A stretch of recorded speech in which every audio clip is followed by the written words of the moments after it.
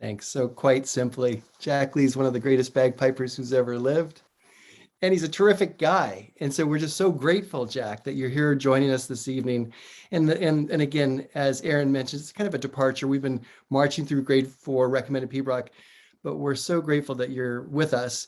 And we thought it would be nice to have a special topic, and that is just your insights about preparing for solo competition. Could be band competition too, but some things that you've learned over the years about preparation. And then on the day, any insights you have about your best performance, or maybe close to your best performance on the day. And then finally, any tips or tricks on online contests, because they might be here to stay. So that's kind of the theme for tonight, and I'll just give it over to you. Thanks again, Jack. Okay, thank you, Rob and Aaron, and all those involved in setting this up. And thanks for an hour of your time, everybody. I'm very happy to be here. I kind of feel, here's how I feel. Anything I can do to help piping, I'm doing. I feel like piping's taken a kick in the butt this last year and a half, and it's not good for any of us. And yeah, I'm just saying yes to anything I can do to help. So happy to help. I'm very enthusiastic about professional development myself personally, and anyone I can give a few suggestions to. Rob, I think either you or Aaron along the way asked me if I would talk about judging as well. Do you want me to fit that in a little bit as well? Or is that Yes. a topic for another time or No, something? no, that would be great. Again, it's all from a judge's perspective. So Okay. no, whatever you want to cover. Thanks, Jack. Okay.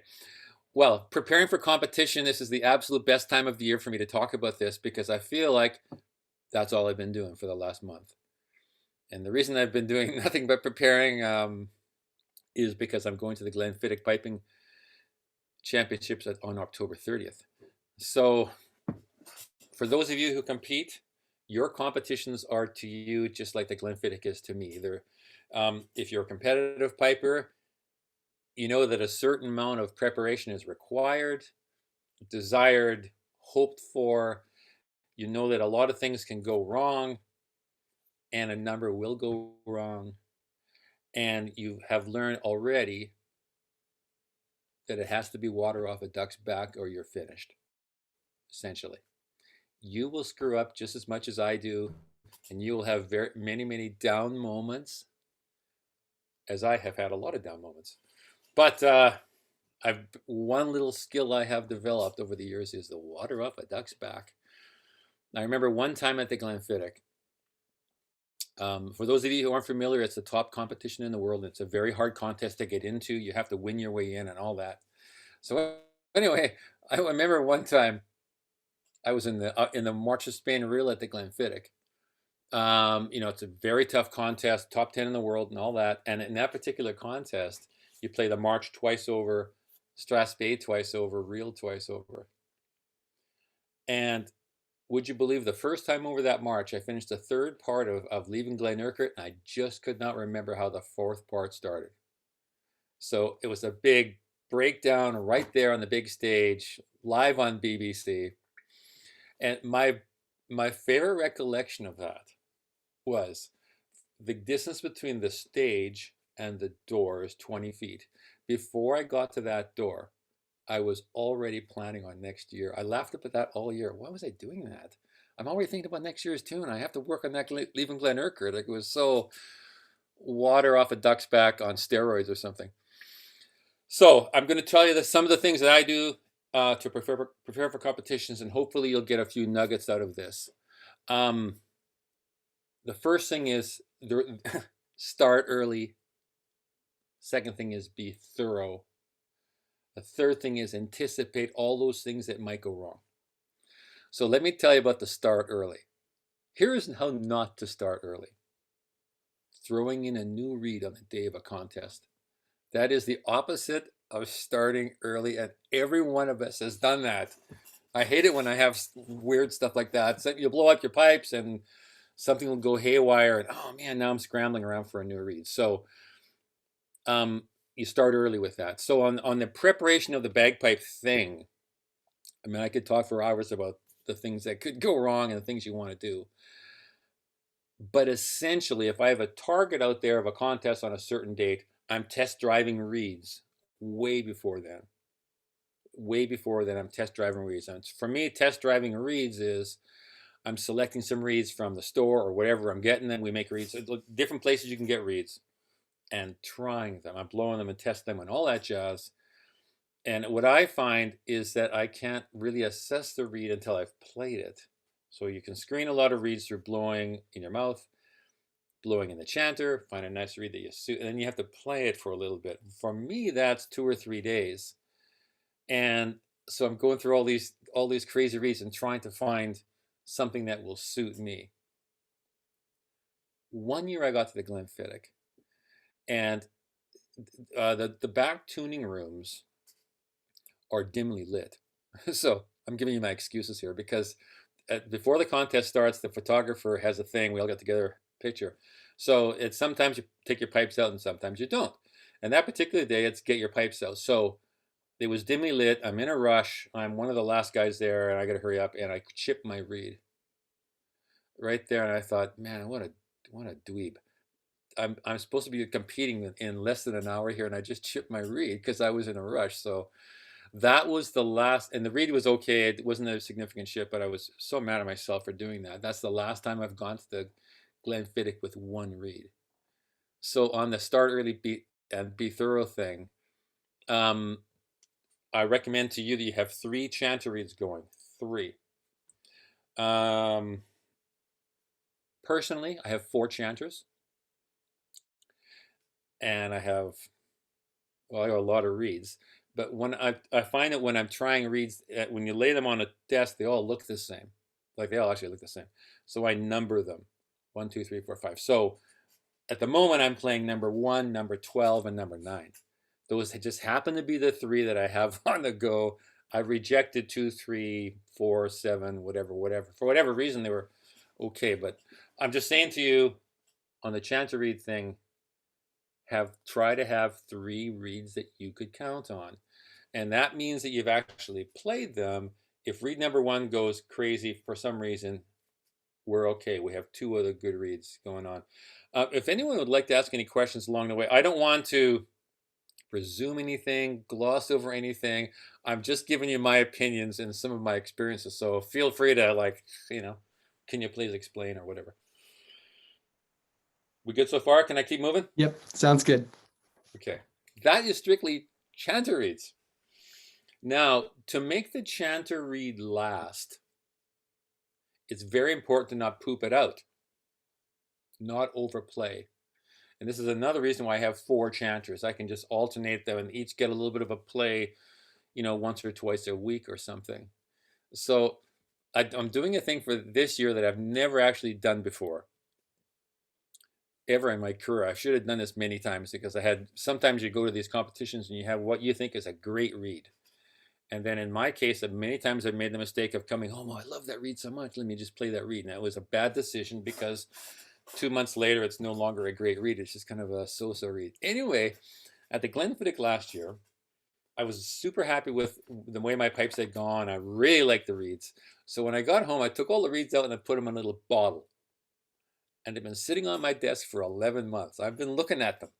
Hey, those reeds are really good, And I'm convincing myself that they're going to be really good. And they should be good because they haven't seen the light of day for 11 months. So anyway, as it turned out, they are still really good. They should be. They haven't been played for a year almost. So I put them in last week and began mixing them in with my sort of cycle of reeds. So anyway, if this works out, I might continue to do that. Take a good reed, stick it away, and preserve it for another day. And play on reeds that aren't your very best reeds. Let me tell you about the drones. So everyone wants a great tone, and everyone wants pipes that are in tune, and you want good balance and good harmonics, and you can all find the adjectives. But absolutely nothing beats staying in tune. Nothing. Volume, harmonics, smooth, they're all done on this, man. You got to stay in tune. And for the guys I'm competing with and the people you're competing with, you want those drones to stay in tune. So there are a bucket load of little things that can happen there. But and every one of us have had drones wander out of tune or go way out of tune. Every one of us has had that. I've had that lots of times, and it happens at the worst time. And in the various points of time that that's happened to me, I can almost always look back and see an early warning sign that I overlooked. Almost always, there's something happen. Like all of a sudden, the base drone is growling. Like, wow, that's weird. And then it went away. And then, oh, funny, it always tends to growl in the front of the judge, even though it hasn't done it for 3 weeks. So little things like that. So now I'm very hyper about those sort of things. If I hear anything with the drones that is bugging me or worrying me, I like to have a backup. So I'll just tell you what I have myself. I have 4 sets of drone reeds going, and I kind of rotate them. But I'm almost past the rotating now because it's October in 2 days. I'm down to 2 sets, and I'm not trying to talk you into any brand of reed at all. I'm really in the camp of we're all different. Our pipes are different, and everybody's reeds. The reeds that suit your pipes are not the reeds that suit my pipes. But I've been playing a lot of canning drone reeds, and the Henderson harmonic bass. I think is just fantastic. And a lot of guys that I compete with play easy drones, and they sure work well for me as well.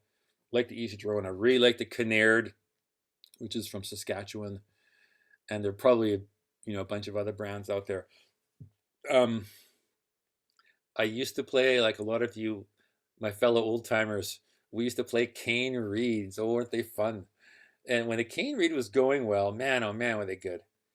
The only problem was it took so much work to get them to that point where you could rely on them. And so a lot of pipers began to play easy drone tenors and a cane bass and that type of thing, just a cane bass.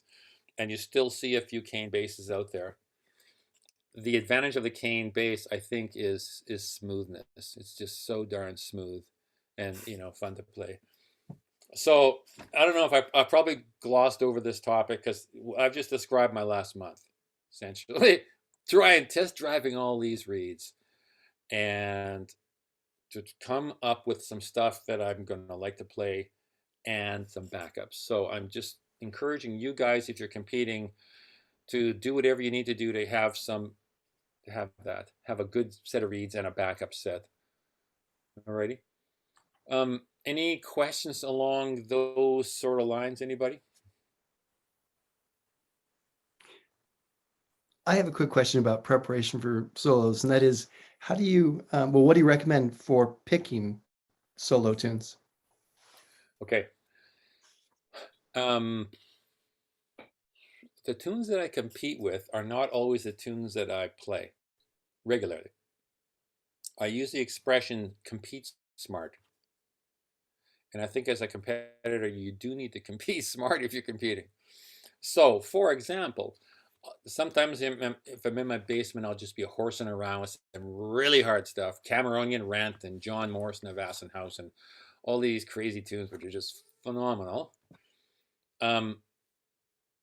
But if you're a competitive piper, you want to put your best foot forward and play your best when it counts the most. So I'm saying to you that you should operate on 2 paths. You should have a set of fun tunes that are hard and challenging, make you a better piper, and a set of tunes that you're going to play well. Now, let me tell you about those tunes that you're going to play well. There's kind of an undiscussed thing out there where you have to be a little bit careful with that. So, the classics. If you're playing the classic March to Spades and Reels, don't alter the classic March to Spades and Reels unless you're Stuart Little or Willie McCallum or a few other people. They'll think you're crazy, weird, and losing your mind. They'll, again, pick your adjectives, but I've seen so much of this. I say to people, pick stuff that you play well and play it as it's supposed to be played. And once you become a piper with a reputation or whatever, then you have a little more latitude on changing the classics. Now, if it's not a classic, you can do more to it. You can change doublings into grips and I don't know. burls at the taps, or whatever you feel like doing. I would say this to you as an amateur piper and you're competing. You want the judge to like what you're doing right away. Not thinking about it, questioning it, wondering, what the heck? No, no. You want that judge tapping their foot immediately. So I just say to people, compete smart, compete with stuff that people like. So for me, the great classic would be Donald McLean's Farewell to Oban. If the judge says to you, what are you playing? And you say, I'm playing Donald McLean's Farewell. You don't even need to get the Oban out of your mouth, and that judge is already smiling because they know this is the best. Oh my goodness, it's such a great tune. And they have that kind of reaction to a lot of these great old tunes. So I don't mind at all, as a judge, someone coming up to me and playing, I don't know, Captain Colin Campbell, the Strathspey, or the Sound of Sleet. I still love the Sound of Sleet. And Donald McLean's Farewell to Oban. I come back to that a lot, but so that's my recommendation to you guys, which is same for me as a professional piper. The judge has to like it right away. If the judge does, it's like going into a job interview with your tie crooked and your hair messy. Before you open your mouth, the interviewer has a dim view of you, which you now need to overcome. You don't want that in competitive piping. You want to be like ready to go with something good. So I hope I've answered that. Did I answer that question You did. successfully? Yeah, thanks. There's another question actually from Brandon in the chat, which is, do you vary the strength of the channel reeds that you play? Okay, only as I get older. I'm a medium reed player, a reed strength player. I don't even know what that means in columns of water. I don't know what that means, but I would call myself a medium to maybe medium easy. When I'm going through this process of finding my reeds, and I told you I'm up to 1, 9, and 12, so I've at least 12 reeds on the go here. A good reed will be slightly too hard and slightly too flat when you first put it in. If it is the immaculate reed, when you first put it in, you're probably going to be playing a piccolo in 2 weeks. So I'm willing to endure a slightly hard reed for a period of time and then do a little bit of a break-in process. And I know I'm a very dry blower. Don't worry about that. But I am a very dry blower, and a lot of bad things happen in my reed because I'm a dry blower. But these tools come into play. I just happen to have them because I did this today. My little mandrel, the reed will need a little poke, and the reed will need a little shave. So I could talk for hours about all the scenarios involved in that, but essentially it's this. That magic reed, which you put in your bagpipes, and it sounds incredible.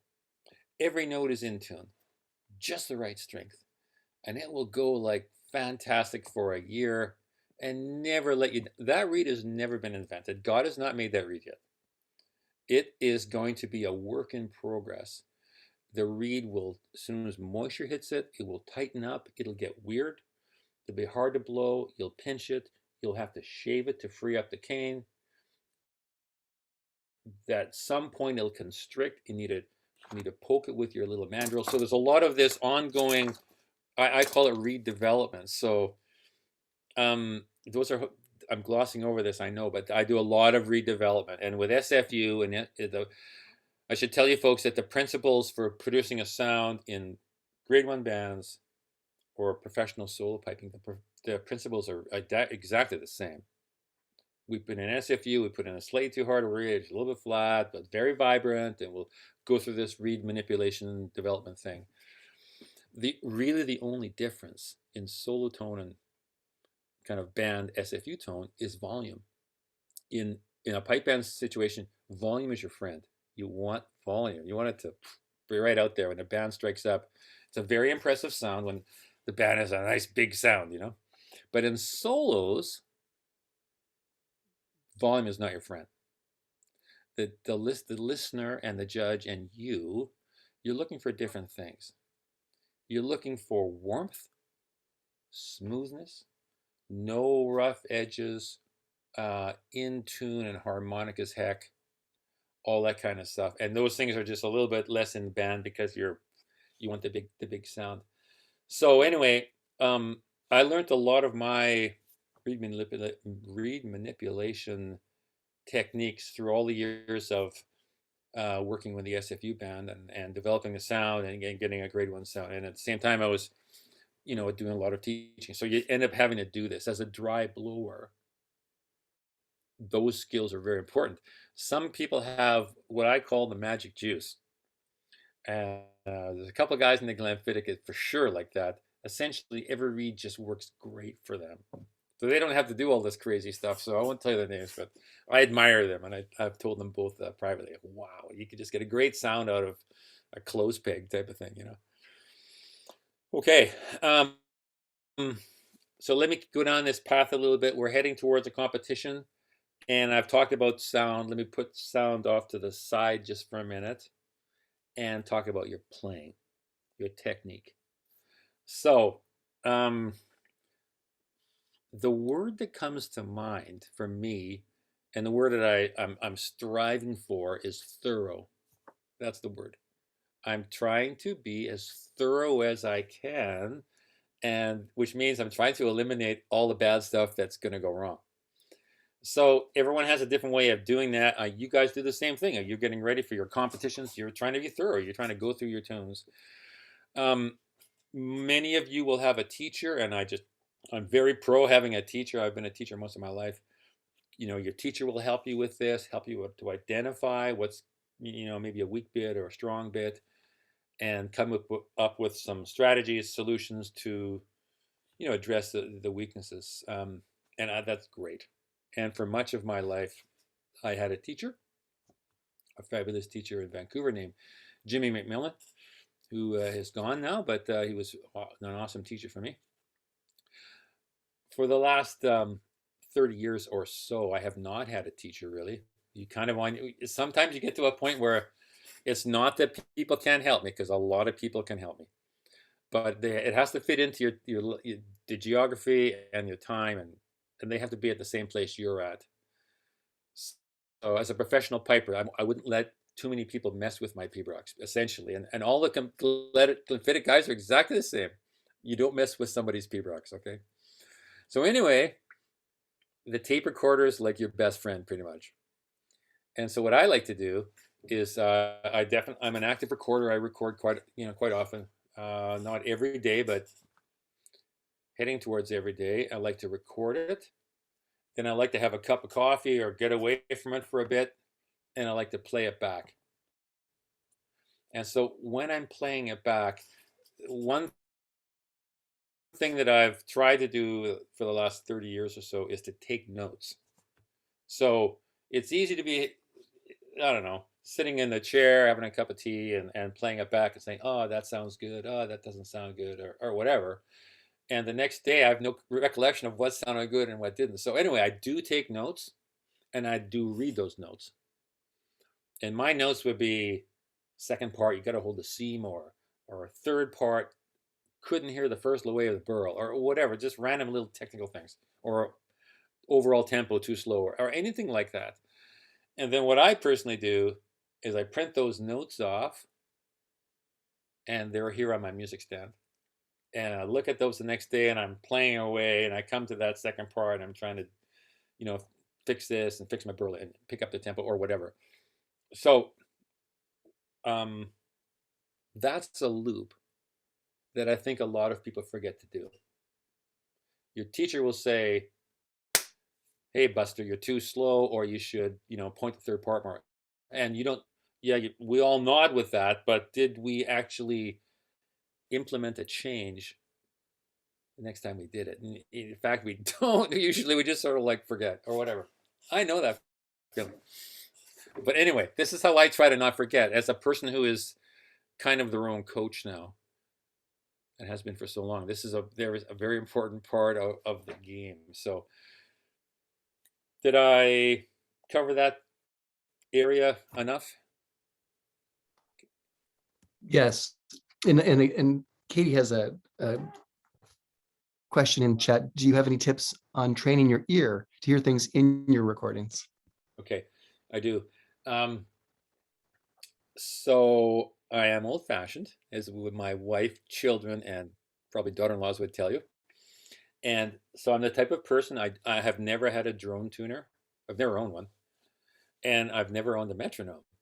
So I've just grown up in this. You learn from ear. Rob and Aaron, you're probably the same way because we came through that era. And nowadays, the modern piper has way more tools at their disposal, way more, and I think they're great. With one caveat, I don't think they're great if that's all you do is to listen to it, respond to what the tuner is telling you. I only think they're great if they're a tool to develop your ear, so that you develop the skills to do that. So, um, I do not slow my playing down, and I probably should do that on playback. I mean, I know you can get apps on your phone to do that. I've never done that, but I'll probably do that kind of thing at some point. Um, I'm very big when I play back. I'm very critical of my tone. I want to make sure that all the notes are just where I'm hoping to have them. So, Big common mistakes are a sharp IG and a flat F, followed closely by an E that's not in tune.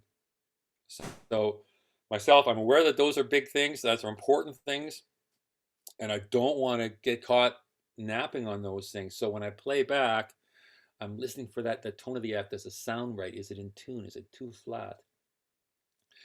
A sharp F is seldom a concern, because when you have a sharp F, it's like getting stuck with a pin. It's like, whoa, it just bugs you so much. But a flat F can sneak right in there, and an E that's sort of underblown. So I'm saying to you, when I play back, I listen to my technique for sure, but I'm trying to pick apart the tone and make sure it's just where I want it, particularly the chanter. All right. I don't have if you want to keep reading those questions, Rob, great. I don't have the chat open here if there are any more. No, we're caught up. Thanks. Okay. Right. Let me talk to you a little bit about the day that you're competing, the day that I'm competing. My goal on the day is just to have it be another day. Of course, I realize that's wildly unrealistic. Nervous energy prevents that from happening. But I have learned that when I'm performing in front of a judge, at very most, I have 70% of my mental faculties. That's it. Same with you. At the very most, you have 70%. Nervous energy removes the other 30. So if you think you're going to get out there and say, okay, I'm going to hold the note here, and I'm going to open this triplet up here, and I'm going to blow the high A out there, and I'm going to do this, I'm saying to you, you are not going to be able to do that. And neither can I. So anyway, I'm a big believer in rehearse, play, and play it so you can sort of play it in your sleep, so to speak, and get out there and do it without a lot of anxiety. I want to be low stress on the day because there's enough stress kicking around. So anyway, what I like to do is similar principle as with SFU. If you know what your play time is, so let's say your play time is 11 o'clock, and you do have to do some back math to know I wonder how long I have to play to warm my pipes up fully so they won't move and stuff and go crazy when I'm playing. So you do this little calculation and say, okay, I probably need a half an hour, let's say. So I should be playing from 10:30 until 11 to get them all warmed up and ready to go. But one additional thing I like is to have a wee toot, or an SFU would call it a wee blow, just a blow, boop, at 10. Just to make sure we're all good, pipes are good, anxiety's down, we're good. So I like to do that at my contest as well, a wee toot, and then we're happy, and then take our break, and then from 10:30 till 11, if those are my times, I'm pretty much playing straight the way through. And at the Glenfiddich, it's the same. Everybody's doing the same thing. So prior to 10:30, what I like to do is take care of all the things that have to be taken care of. That includes going to the bathroom, getting a bottle of water, knowing where my hat is, knowing where I'm supposed to be, like where's the contest, where's my tuning room, how far is it to the thing. Like to have all that, and my jacket's there, my hat's there. At the Glenfiddich, you're DQ'd on the spot if you show up without a jacket. So you got to have all these little funny things in the hat. You never show up without a hat. Anyway, and then from 10:30 to 11, if those are about my times, I'm playing. Now, I find if I play for half an hour straight, I'm a little bit on the tired side by 11. So what I like to do is to take breaks, take short breaks, come back and forth, keep it going, keep it going. But the last 10 or 15 minutes is straight the way through. And I have a little technique that I often have used on the early part of that half hour where I'm playing and taking a break, playing, taking a break. When I take that break, just for a minute to have a drink of water or whatever, the reed will almost for sure open up because I apply a lot of moisture. I lick my reed aggressively because I'm a very dry blower. Anyway, the reed will open up. So what I do is just give the reed a tiny pinch. So in that last half hour, I might have pinched my reed 5 to 10 times. And they're very small pinches, just a little pinch. And what I find is it works for me, and it's the lightest of pinches, but it takes away the need to play for another minute or two to warm that reed back up when it opens up when I stop it. Okay. So it's 11 o'clock and it's my time to go on. It's your time to go on. When you get in front of the judge, there's a lot of things going on in a judge's mind and your mind. But I guess I want to say there's a relationship there or something that the judge. It's not. It's a relationship of respect. I think you to them, you the piper to them the judge. So I'll tell you what's not respect. I've had this done to me several times. And the judges we end up chuckling about, did you see what that kid did? And some kid will come up and they'll shake your hand. Or many times, I'm sitting there judging at the Reading Bagpipe competition and people will plant stuff on my table. Their water bottle, their sweat towel, the chanter protector thing, all is like, I am not your collections point for your personal stuff.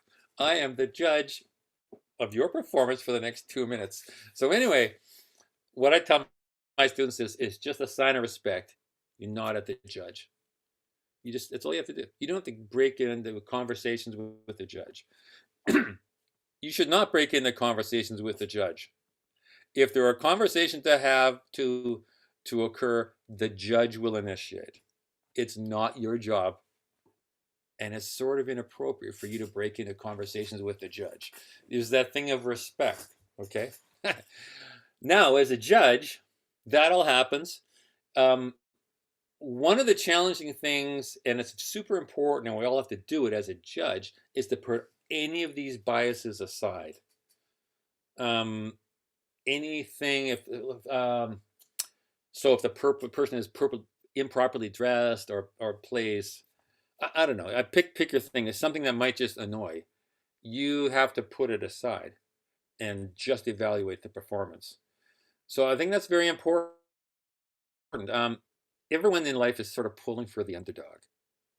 Who doesn't like helping a kid? Come on, everybody wants to. We all want to help children, or anybody who's had a rough stretch of it, or I don't know, single parent. I don't know. There are lots of people that could use a little helping hand in the world and stuff like that. But your job is just to judge the performance and evaluate.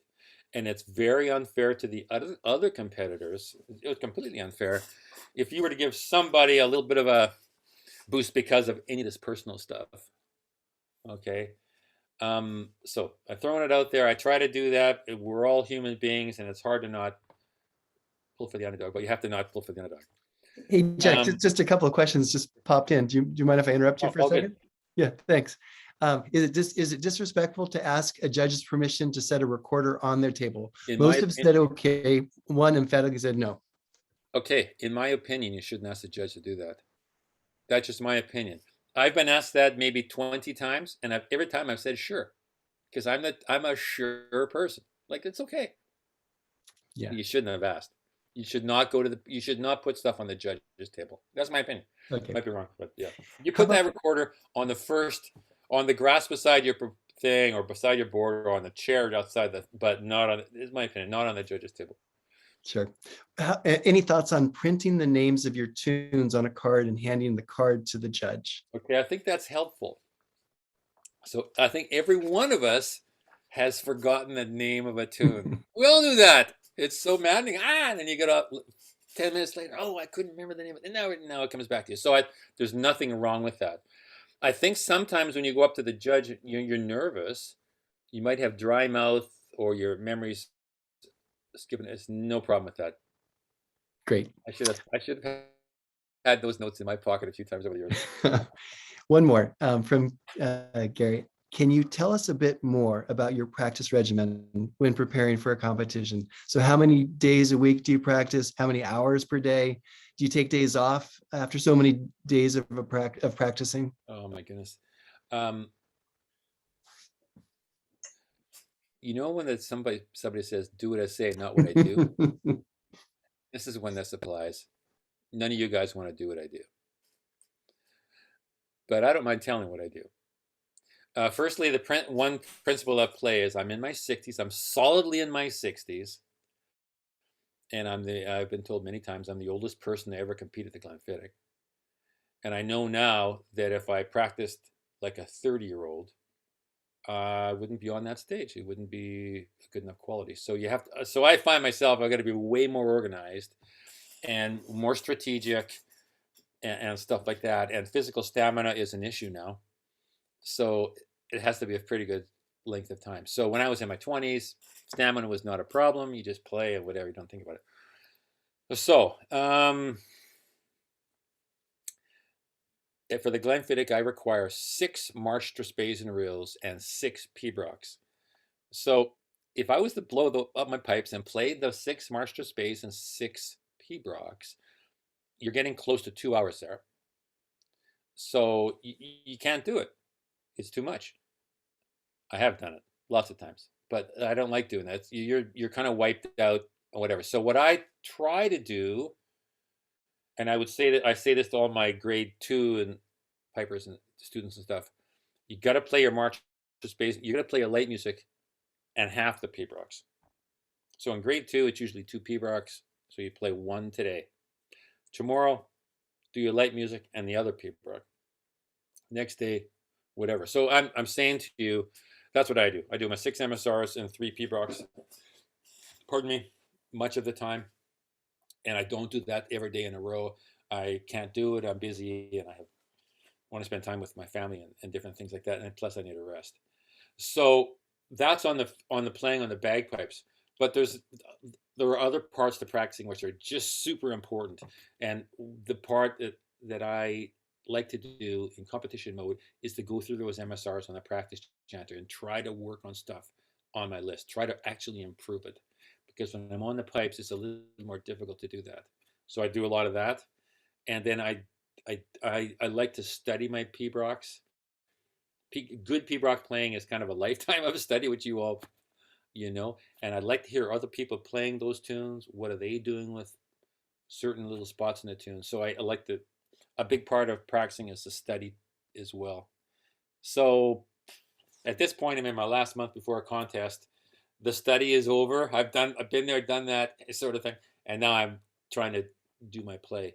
I like to increase the amount of practicing up until the week of, and then as I get close to a contest like the Glenfiddich, I like to cool it, because I want to be fresh and not pooped out from kind of overdoing it. So I hope I answered that question, but I use the number a month. If you're a big contest coming up, you got the Pleasanton Games or the Reading Bagpipe, or there are lots of Queen Mary. There's a lot of cool stuff in the Whisperville for sure. Moab. I would say if you're trying to do a good job of your solos, you're looking at a month of kind of getting organized, and it's very difficult. I was in corporate Canada for many years, and I've been self-employed for 25 years. But before then, man, it was hard. It was hard to commute and work, come back home. You'd pooped, and it's now 7:30, and it's hard to find the time. So I've great respect and sympathy for finding that time to do all these things. Any more questions there, Yeah, Rob? there's a couple more. From Monty, what do you consider proper dress for a contest? Okay. For a man, this is just my opinion. Man should have a tie on, and a man should have a hat on. In addition to the kilt and the kilt and the sport and the socks, I think a tie is important, and I think a hat is important. A jacket is optional. This is just my opinion, but it depends on weather in California and places. You got a lot of hot. You're dealing with a lot of hot weather. For a woman, I think it's different. That so I think there's more latitude there. For example, the lady pipers in Scotland, they don't wear hats.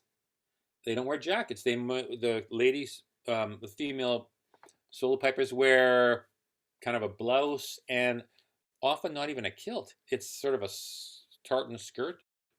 In my opinion, it looks great. This is my opinion. It looks great, very attractive, and very respectful to kind of how a lady dresses nicely in Scotland. So I think we're open to that. I don't think a lady has to wear a tie, and I don't think a lady has to wear brogues. Those are just my opinions. Even though the ladies in SFU wear ties and brogues, yes, I'm aware of that. A couple more.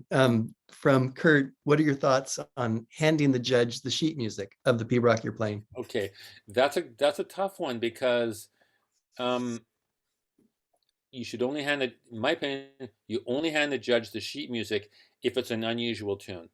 You are not insulting the judge by handing them a pibroch out of the Pibroch Society, but almost. Okay, the judge will know that. A good judge will know that tune or have it their Pibroch Society book or Kilbrae book. Nowadays, when I judge, I bring my laptop with me and the tunes are all on here. But if you're doing anything sort of Donald MacLeod, McGregor manuscripts or a modern composition, you should, and it's considered to be appropriate for sure to hand the music to the judge for that, but not for a Pibroch Society. Yeah. Okay. And Jennifer's asking, how do you introduce a new tune into your set? Is there a maximum number of new tunes per year? Okay. I just went through the whole big thing last month or so, and I changed a lot of my MSRs. And I usually start with a wide list. So I told you for my contest, it's 6 marches, 6 tristes, 6 reels. So I always start with a great big fat list of, I don't know, 12 or like a big list. And I like to, run through them and see what I like. And it gets down to what do I like and what do I think I'm going to play well, the compete smart thing. So this year I put in 3 new marches, which is a lot. That's half the I changed half the marches out. I put in 2 or 3 new stress bass and at least 3 reels, 2 or 3 reels. So I made big changes this year, but they're tunes that I've played, pretty much my whole life, but just haven't competed with recently. So again, I believe in the compete smart principle. You want to compete smart. So I just listened to some of the recordings I was playing. I don't like the way I'm playing it anymore. I need to give it a break. It was kind of the depth of the thinking there. So I'm looking at the time. We've got about 10 minutes left. I do want to open up for more questions. But do you have any insights about online contests? I'm not sure if you've judged online contests. I judge a lot. Okay, yeah. So maybe a 10 or something. Yeah. Just can you share some thoughts about how to put your best foot forward in an online contest? Yeah. Okay. What I observed in some of these online contests is the recording equipment and the transmission were factors. And it's so easy to use it. It's so handy to use a cell phone, like my iPhone, to record. It's so handy. But there's a bit of a downside because oftentimes the drones are very diminished. Couldn't hear the drones. So I judged a lot of guys, and the drones in the sound. Like I hardly hear the drones. It was sort of weird, and just the way their equipment was picking it up. And some of the contests I judged. Oh, I don't know what one was. The Reading contest. We did Reading last summer with Liz and I and my brother and Bruce Gandy, I think. Um, Online, it was live. I'm a very big fan of the live online, as opposed to the let me record it. Oh, let me re-record it. Oh, let me record it again. And I'm still not happy. Let me record it a few more times and then submit it on. I don't like that so much. I like the live. And at the Reading, it almost always worked. There were one or two people whose transmission was bad. Another live online I've done twice was Austin, Texas, and it was what they did well at that particular one is she got all the competitors to test their equipment with her the day before. So let me hear you play, make sure I can hear it, all good. Oh no, that's terrible. Can you please switch to your laptop or whatever? Some of these sort of things. So anyway, if I was competing online, I would definitely do a dummy run and record it and play it back, and have a listen to any of those sort of issues that might be occurring. Um, I think the attire was funny. Attire. A few times people looked terrible. Sorry, really bad. So here's what I call really bad when you're playing for an old boy like me. Baseball cap on backwards. Dude, do not play bagpipes in front of me in a competition with your baseball cap on backwards. Yankee logo at the back. It's just like, no, don't do that. And in the same contest, people will be all decked out with the kilts and ties. They look absolutely great. I think I think there's an element of respect there. And in my opinion, if you're competing, put the kilt on. And we have a thing in our band: either wear the kilt or don't wear the kilt. But don't half wear the kilt. Don't have half of it on and half of it hanging off. Put the whole thing on or put none of it on. So anyway, that is for sure one thing I would say. It kind of bugged me a few times when I got the baseball cap backward thing. Lots of people in shorts, lots of people in flip-flops on their feet.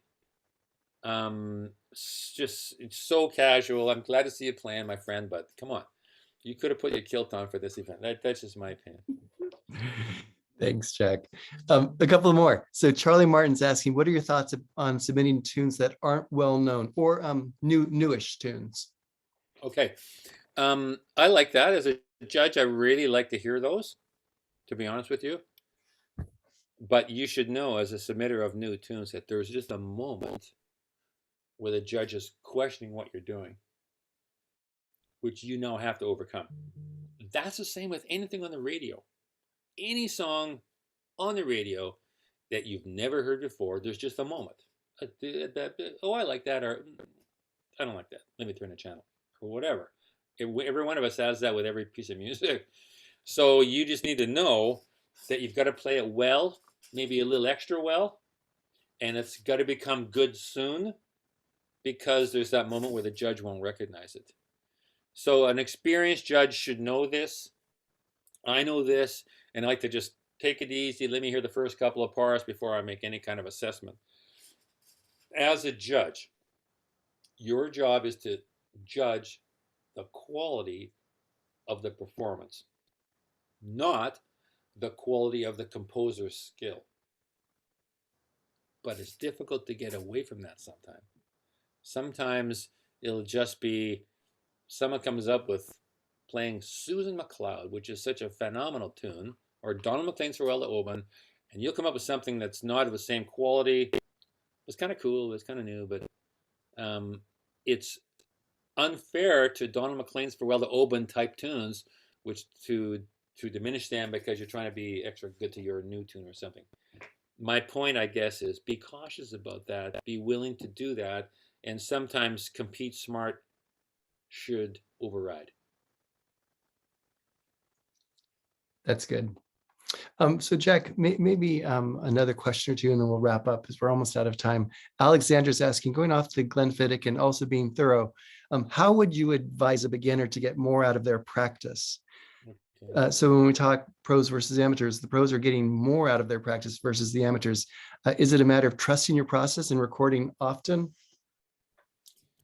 I think that's a big part of it. I think if you're a beginner piper, you need to take notes. I believe that you need to, when you leave your lesson with Liz Tubbs, before you walk out that door, you grab a piece of paper and your pen. Liz, what am I working on again this week? And maybe you've written this down already, but here's your 5 things. And then I think you go home and you try to work on those 5 things.